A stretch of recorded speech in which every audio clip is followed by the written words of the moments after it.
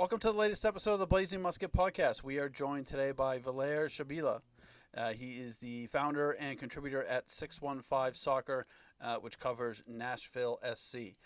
And as I'm sure most of you, or many of you, are aware, in the last couple of weeks there have been, some slightly off the field or just off the field going on down in Nashville that the soccer community down there and the wider soccer community hasn't been able to ignore.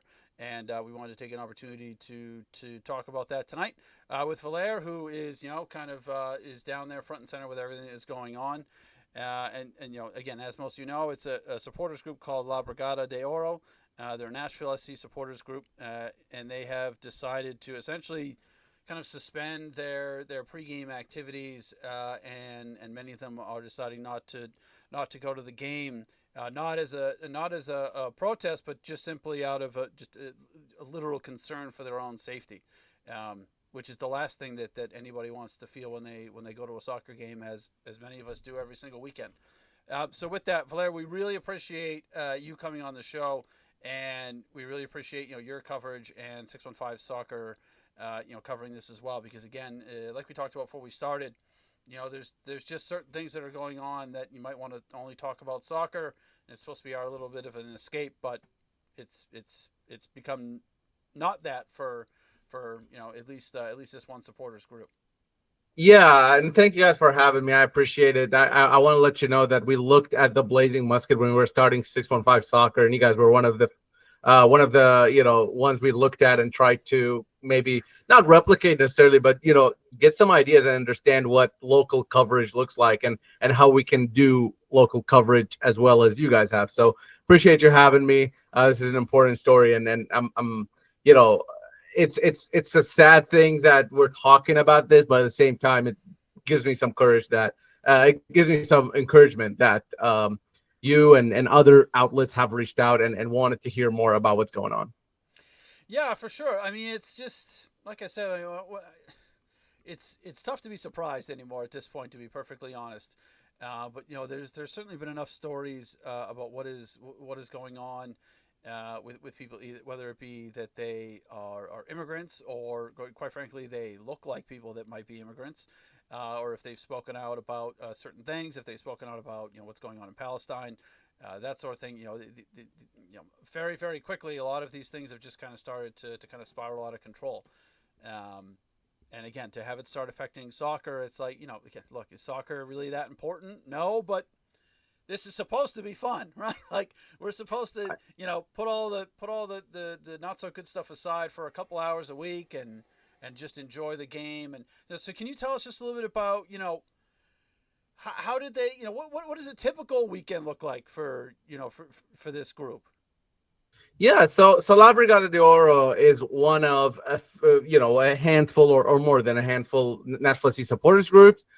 They are the only official recognized supporter group that is Hispanic or Latino in terms of membership and leadership and everything. They are not the only Latino supporters group, I believe, but the only one that's official within the backline, which is the umbrella that has all the different supporters groups within Nashville SC.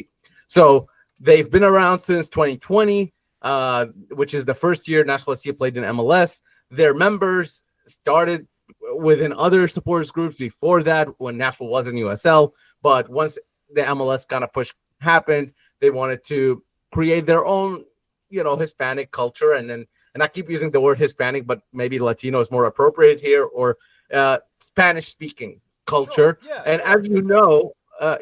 as you know, in these MLS stadiums, how often do you hear Spanish chants? How often do you hear Spanish drumming and Spanish speaking folks out there? It's a lot, and it's the soundtrack of Nashville SC games often. Not to take away anything from the other supporters groups who also drum and sing and do everything, but this is specifically for a group of people who maybe struggle to assimilate to Nashville. Nashville is not, while there is a large population of immigrants, it's not, say, in New York City or even Boston, maybe. Nashville is still a southern city within the state of Tennessee, and that could have challenges for folks who aren't maybe Southerners. So La Brigada started in 2020, like I said, and ever since that day, every pregame they go to the supporters tailgate.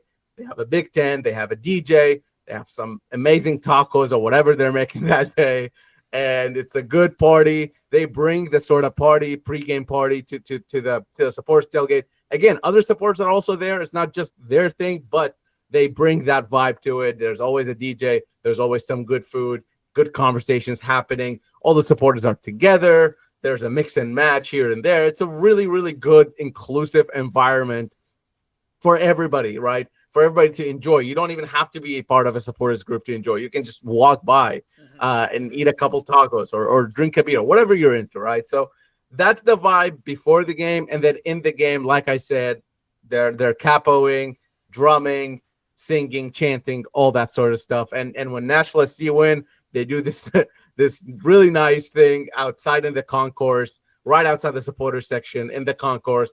They just throw out the best party in town right outside in the concourse for like maybe an hour after the last whistle, and they're just enjoying it out there with everybody jumping around, folks taking videos, pictures, having a great time, people dressed up in masks that are, like exciting sort of characters that were built based on Nashville SC and supporting Nashville SC. So it's a really lively environment, a really lively thing.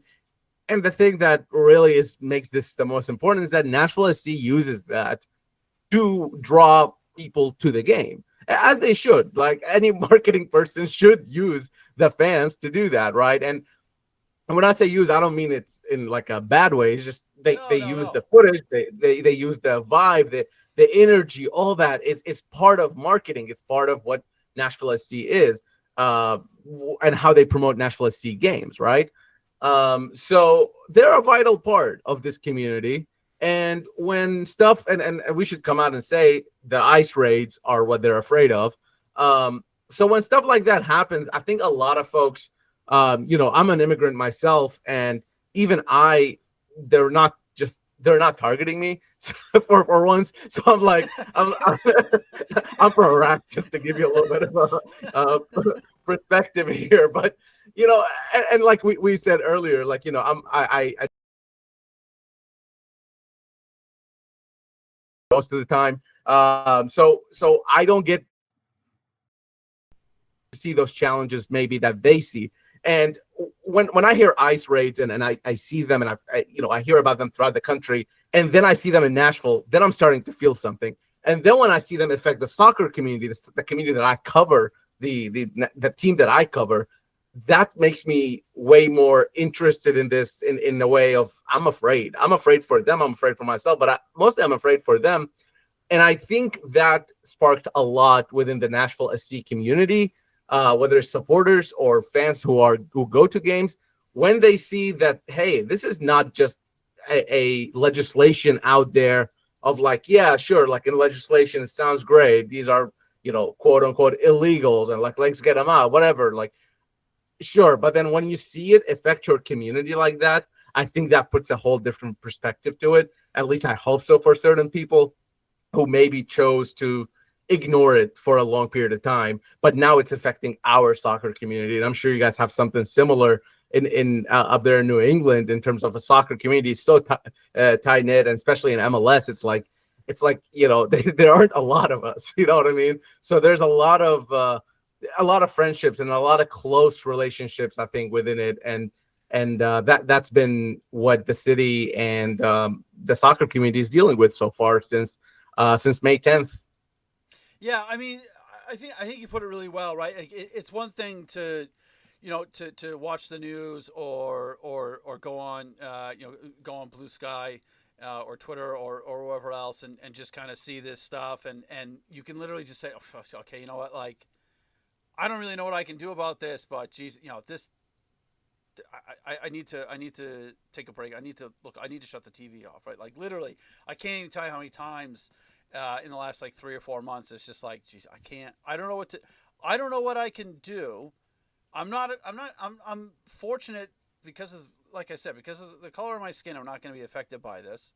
And it's like you can just turn the TV off, and I can just go to bed and go to work the next day. But when I think it starts to literally now, what you're seeing in Nashville is you're looking over and people that were there aren't there, right? If I went to Gillette Stadium and looked over to my left and the fort or a large section of the fort was all of a sudden not there or empty, or there was no tailgate. Like you said, I mean, it sounds like they bring like the pregame, the game, the postgame. I mean, they are all in, and you just can't ignore it, right? Like again, like you can't if you're at the game, you can't just turn it off and walk away. Like you're confronted by this for a couple of hours, 2 or 3 hours, and I think that unfortunately sometimes in life it has to come to it's disrupting the sport that you love to then get you to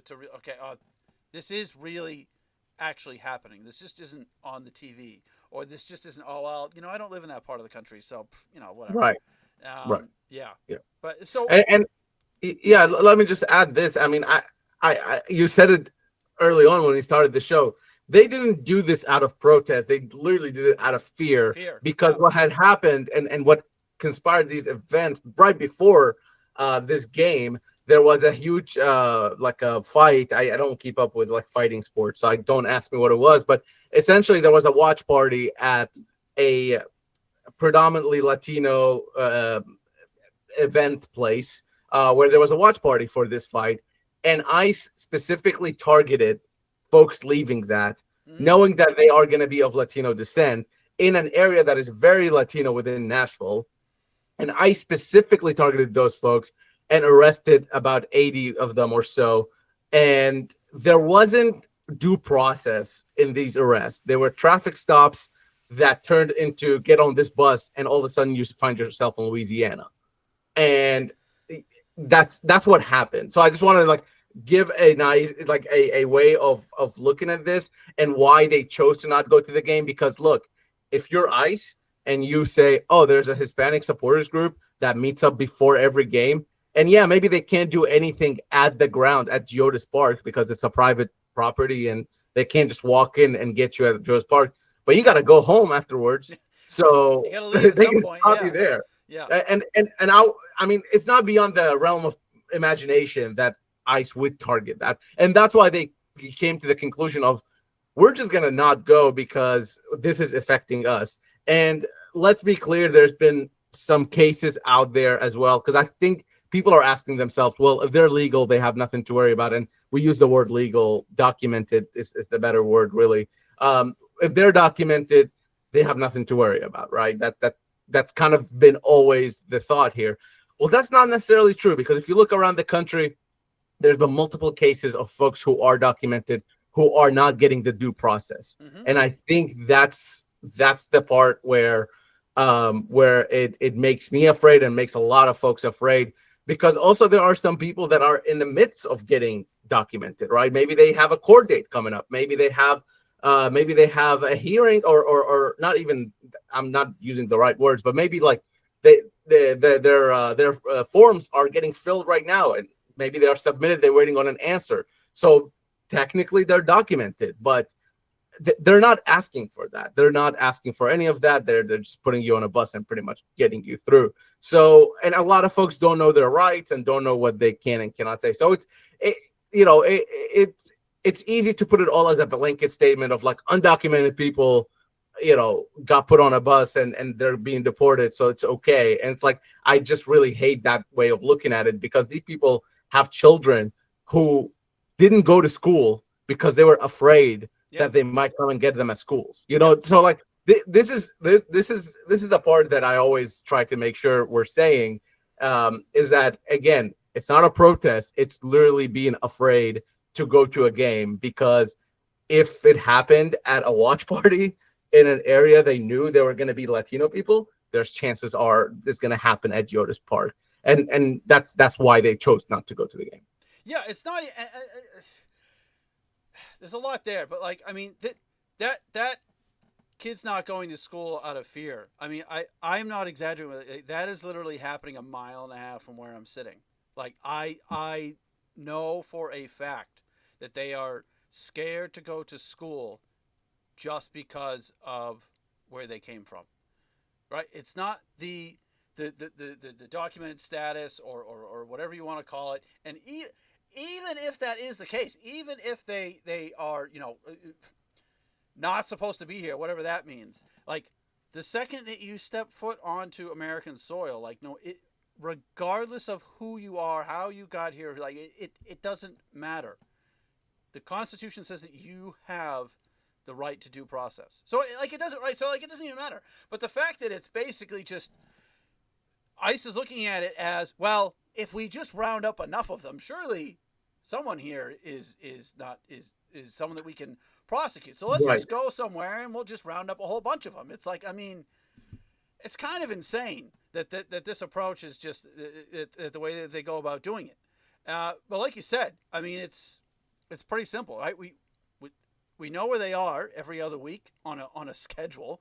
We know exactly when they can get into the parking lot. We know what time the game ends. We know what time they have to leave. I mean, it's perfect. Unfortunately, it's perfectly logical, and it's probably a very smart decision. It's like, look, the last thing we need to do is get in a big, huge group, make a lot of noise, have a good time, and just like, hey, we're right here, right? Like, Yeah, and I want to say, like, Abel Acosta, I want to say that name because he is the founder, and him and his wife, Gabby Acosta, are the founders of La Brigada De Oro. And Abel did give a couple of really, really strong quotes to Ben Wright, my colleague, and you probably have heard of Ben Wright if you're listening to this, just covering MLS. But on 615 Soccer, you can go and find that article, and it kind of explains what's happening. But Abel, I believe, also talked to the Athletics. So if you have an Athletic subscription, definitely go and read that article. But I think hearing it from him a little bit might give you a little bit more perspective on how they feel. And just for the record, he's a guy who is born in America, so like, he's as American as more than me, really. I came here when I was 14, so like, I think if he is sort of fearing these things, right, just because of the way he looks or the way I guess the way he looks and nothing else, but then you can only imagine what it feels like for others. And look, documented, undocumented, that's something I hear all the time, but like, people don't come here just because like they want a vacation, and they don't come here to just chill and take your money like some people claim.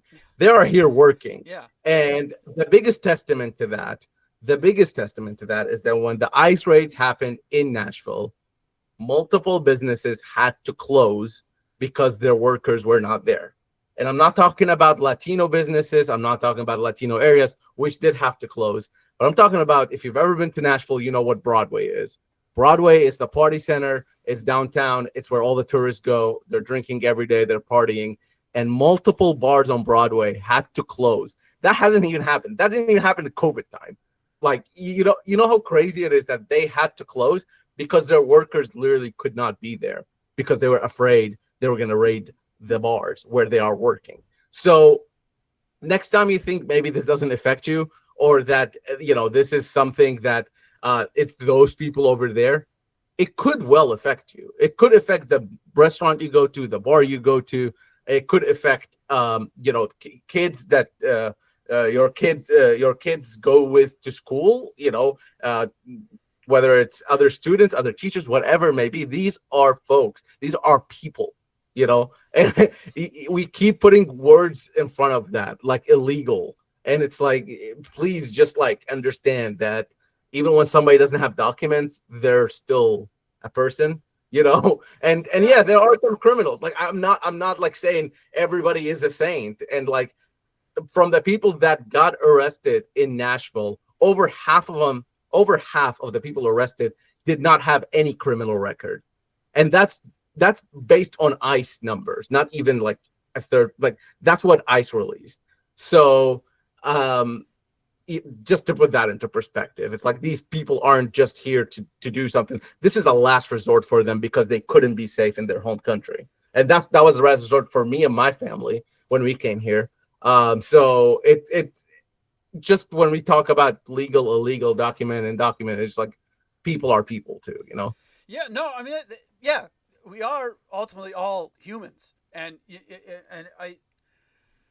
I always find it interesting that anyone that looks down upon people that are here recently, it's probably the best way to put it. It's like if you go back far enough, unless you're an indigenous person, that was the case for every single person in this country, and you can go back. You might have to go back one generation. I have to go back three. Some people might have to go back 8 or 9 or 10. But like if you go back far enough, all of us arrived here in the same way, and every group has pretty much taken its turn being the other, right? It was Irish people in the 1840s and the 1850s. It was Chinese people for a long time. It was literally like you could not become a naturalized citizen if you were Chinese simply because you were Chinese and for no other reason. We had like patently racist immigration laws from 1923 until 1965. There was a period where the Irish quote they became white when the Southern Europeans and Eastern Europeans, so when Italians and Greeks, when they started to show up in large numbers, all of a sudden the Irish became white because they could point to, well, like these Italians, they're kind of not really white, are they? They're kind of like they're a little close to places that aren't white. So like everyone had to take their turn. Mexican Americans have been put through this for nearly 60 years now, since 1965. There used to be an immigration program called the Bracero program. It was not ideal, but it allowed Mexicans to come to the United States to work temporarily, legally every year, and then go back to Mexico. That program was just canceled in 1965. 450,000 people in 1964 were part of that Bracero program, and then in 1965 it doesn't exist anymore, right? But these people again had lived that life. I mean, they weren't getting paid very well. They're getting mistreated, but they had a legal status. They were employed by American businesses that, like you said, they needed these people to come and do this work. And like you said, you're from Iraq. Well, it was a little rough to be, from anywhere in that part of the world from, I don't know, the late 90s through to, today. Now. Right? I mean, like, it's like everyone has to take their turn. And I just feel like it's easy to kind of forget that. Like I said, look, I've never been to Italy. I don't speak a word of Italian. I pretend sometimes, but like I'm not really Italian. I'm American. But if I go back to like my great grandfather, I'm sure he had a bit of a rough time when he first came over here. I feel like it's kind of easy to forget that stuff. Yeah. We're all immigrants. It's just when you came here, right? And if it's not you, it's your grandparents or an ancestor of some sort. And for me, it's like there's no, I don't know, there's no right or wrong when there's a war going on in your country, or there's something going on in your country that is preventing you from living your best life. So you go through this long way of getting to America, and trust me, it's a very, very long way. If you want to do it legally, it's long. If you want to do it quote unquote illegally, it's even longer, more, and people die to get here, right? And I think like, this is not an exaggeration. No, really, they do. So like, it costs a lot of money. People, this is their last resort when they come here, and they come here and they work really hard, and they try to create something for their kids. They try to create something for themselves and for their communities. And when they're working, they are essentially serving all of us. They're not, again, it's not just Latino people serving Latino people, or Middle Eastern people serving Middle Eastern people. We're all in this doing the same thing. And trust me, if the immigrants, whether they're documented or undocumented, even if you just say undocumented immigrants all left the country, you will feel the difference. Mm-hmm. and I will feel the difference. Yep. And that's a fact, because I saw it happen in front of me in my city last week. You know what I mean? Yeah. Right away, Yeah. I felt the difference. You Yeah. know, and that's just like maybe a week worth of operation, and I felt the difference. So I don't want to just keep talking about this and feel like it's a ranting thing. I want to go back to the issue of La Brigada, obviously, and their decision. I do. It's believed that the operation is over in Nashville for now, or maybe postponed is a better word for it. Um, there's really no telling on when ICE will be back. There's no telling. It could be tomorrow, it could be a month from now. We might not see them again.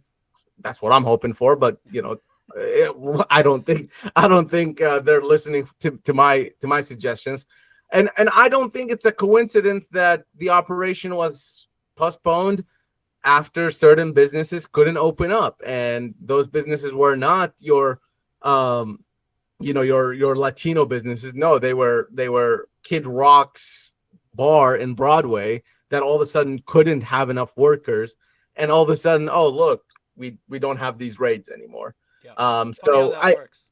yes, again, I don't know. I don't have info. I'm just a soccer reporter. Like, just I can't stress this enough. I don't know what's going on in the government. So like there are outlets out there in Nashville, like the Nashville Banner, for example, doing a great job covering the story. There are national outlets covering obviously the national story. And they'll have a lot more information for you than me.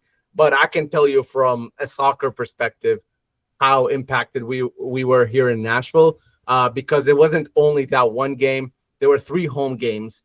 Charlotte at home May 10th, New York Red Bulls May 14th, and just this past Saturday, DC United May 17th. All these 3 home games were home games that did not have La Brigada De Oro in there, and it was definitely felt, and the silence was heard.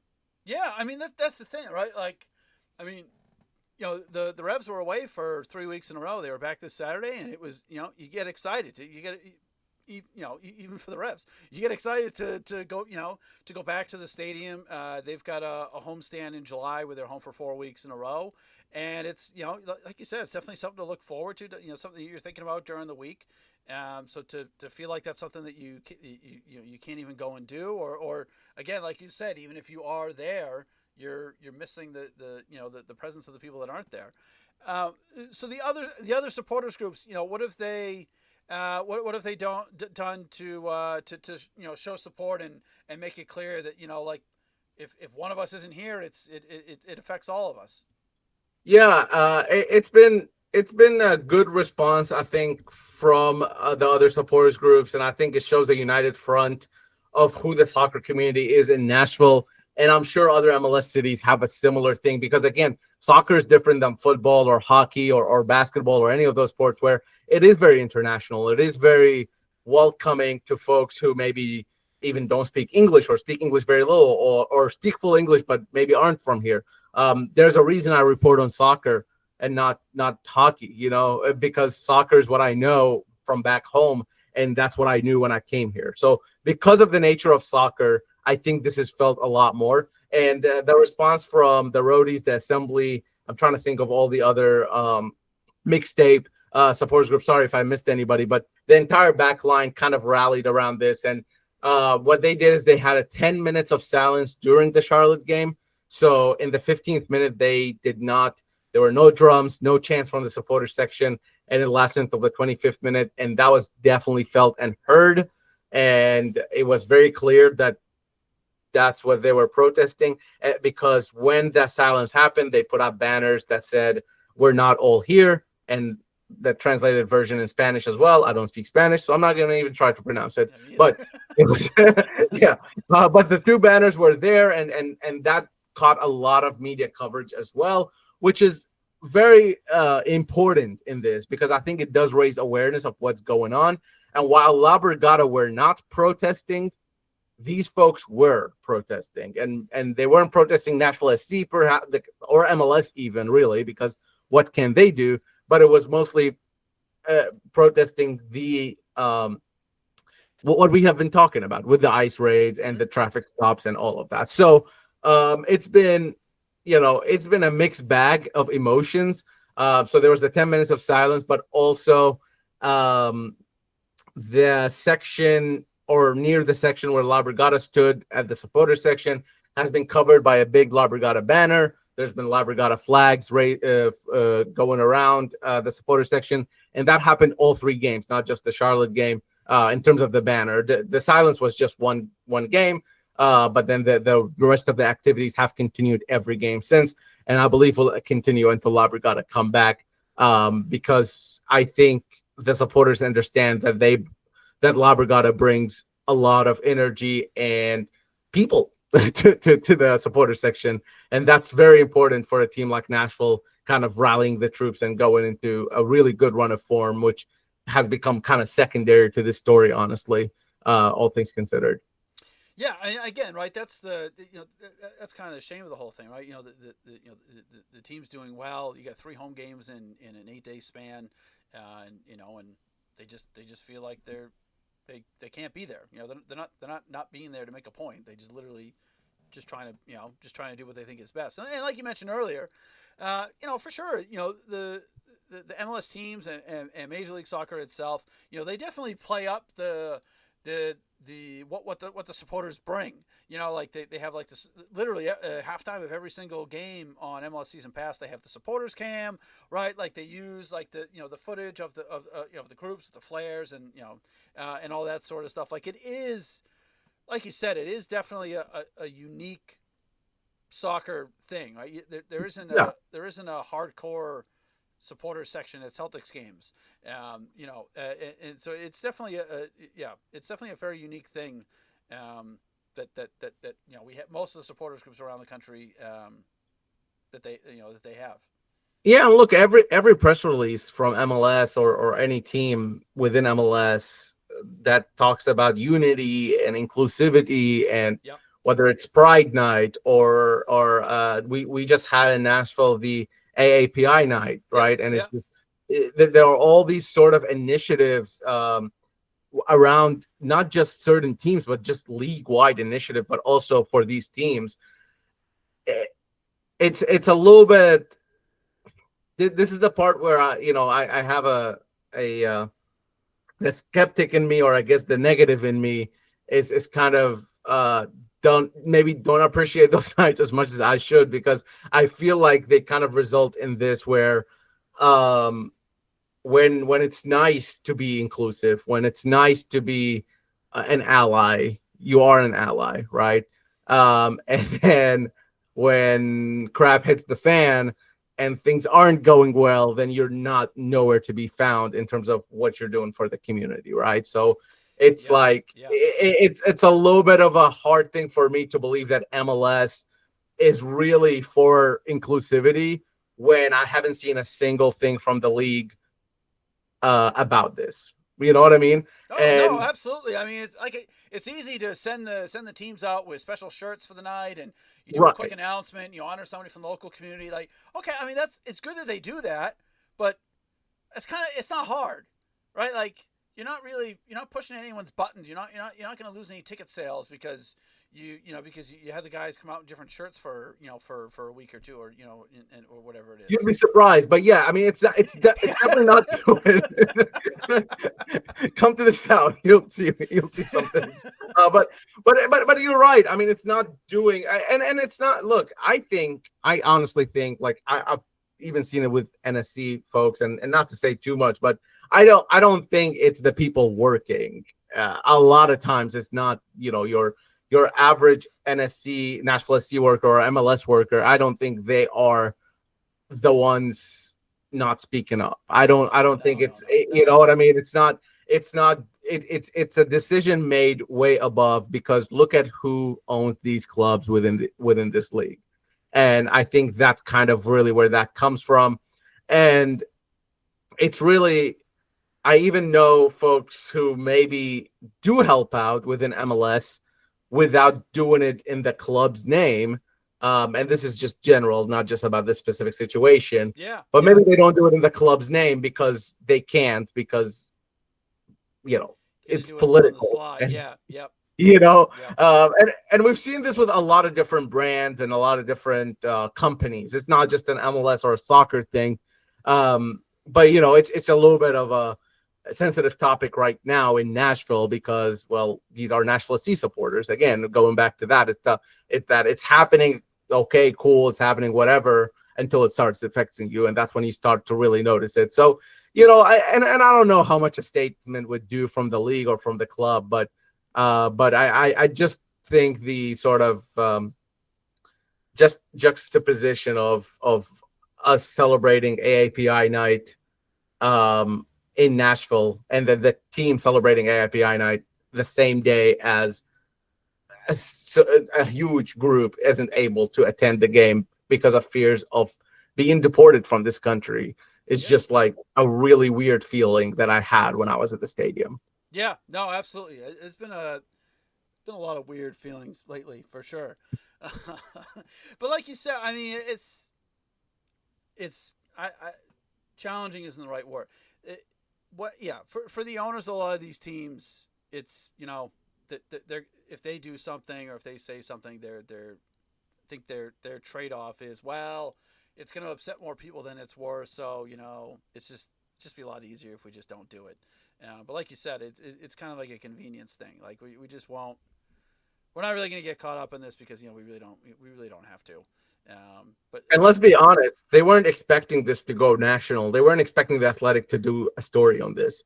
Like Nashville or MLS, we're not expecting this to be picked up in the New York Times and see it on all 4 local channels and stuff like that.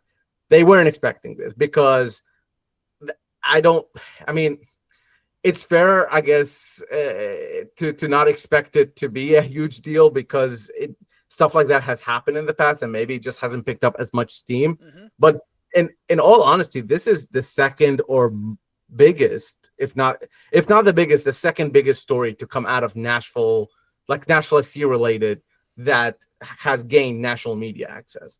The other one being the firing of Gary Smith last year. Like that was really the biggest thing. Like I had calls and texts and retweets or whatever from folks who would never care about NSC until they fired the coach, and then all of a sudden everybody's this is kind of what it feels like. Is like Nashville SC is getting that media coverage at a level where they don't for their, you know, Saturday game against DC United where it ended 0-0. Like, you know, nobody's writing about that, but people are writing about La Brigada De Oro. Yeah, no, absolutely. And, you know, it's funny, it's interesting too, like, you know, Major League Soccer has, you know, seemingly very, very strict rules on what type of signs you can and can't put up at a game. If you watch Detroit City in USL, they literally have a refugees welcome sign like displayed in the front of their supporters group for the entirety of every game, and it's no problem. A sign like that would last about 5 seconds. It's I don't even think you'd get that sign put in a position before that sign was removed. So I mean, you know, there are things they could do, or there are things that they could let happen inside their stadium and say, okay, if our supporters group is really up in arms about something, okay, fine, you know, no problem. Well, let them put this. It actually becomes more. I think sometimes it becomes more of a story when there are signs put out or something is done and the team kind of overreacts to that situation. It's like, well, you're actually magnifying it. Now you're bringing more attention. Where, you know, there's been times where there's been someone will put something on Twitter after a game like, oh, did you see that sign in the fort last? It's like, no, actually, I didn't even notice that it was there until you just brought it up, right? Like, so it kind of magnifies it anyway by trying to get rid of it, make it go away. But unfortunately, this doesn't seem like it's going to go away. I mean, is the La Brigada, are they just, you know, they're not going to announce when they're coming back, but I mean, they must be looking forward to that day, right? Where they can be there again. The next home game for Nashville SC is May 31st. I would hope that if we don't see any more ICE raids or traffic stops by May 31st, that they can come back and feel safe again. I hope so. This is just me hoping. I have no idea. Yeah. I don't think they have an idea either. They're kind of waiting this out a little bit. I will tell you this: the last few days, there's been no ice detected around Nashville. No traffic stops that look weird. No unmarked cars. Um, does that mean they're not coming back? I don't know. Yeah. Uh, No one knows. Yeah. no one knows really, right? So, but that's, I guess, if you want to take anything as an encouragement of whether or not they'll be back, that's kind of the first step here. And yeah, we can only hope that on May 31st, when that kickoff happens, we hear and see La Brigada folks in there enjoying a soccer game, which is like the simplest thing ever, right? Like It should be. Yeah. yeah, yeah. It's Nashville prides itself, Nashville SC prides itself as a team for all of Nashville and representing Nashville. And for the last 3 games, I doesn't feel like it really. So, I live in an area that's very, I guess, immigrant heavy, or just not even immigrant heavy really, but just kind of diverse, let's just say. And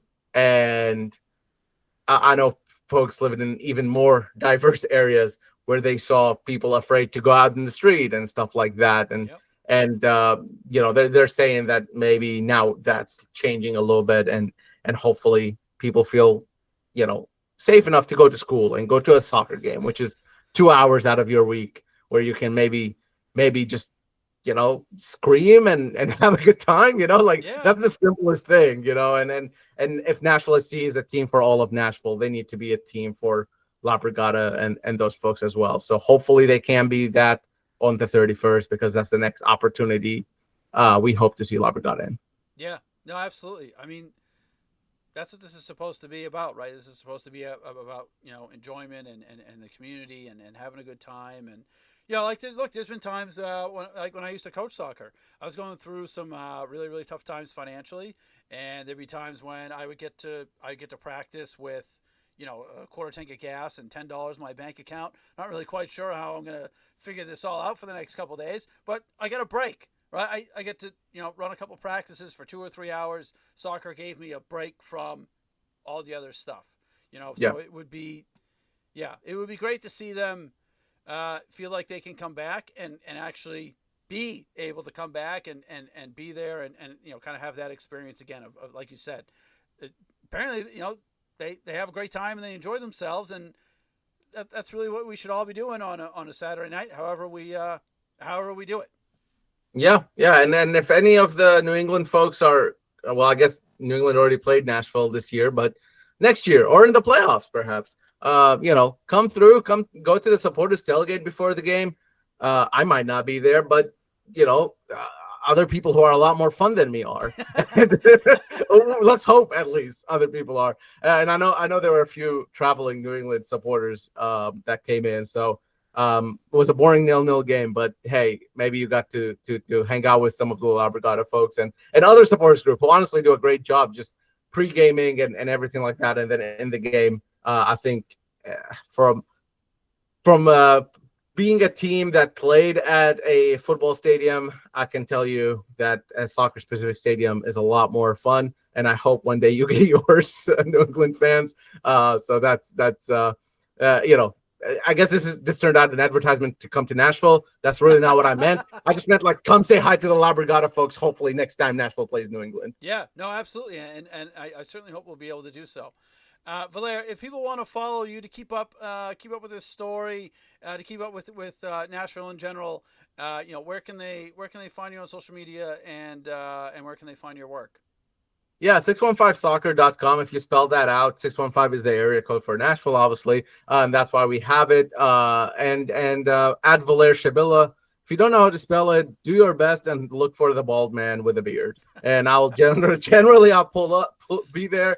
And also, we do at 615 Soccer, we do also some national team coverage, and we'll have Gold Cup coverage as well. And like I said, my co-founder with me is Ben Wright, who does a great job covering the league. So it is a Nashville site, but also we have other stuff as well for folks who maybe, are interested in other things as well. And thanks, Thomas, so much for having me on and letting me tell the story of La Brigada De Oro, and definitely go check out those stories, whether it's in the Athletic on our website 615soccer.com, because the folks at La Brigada can tell it probably better than me than I can. But really appreciate the opportunity to speak about it.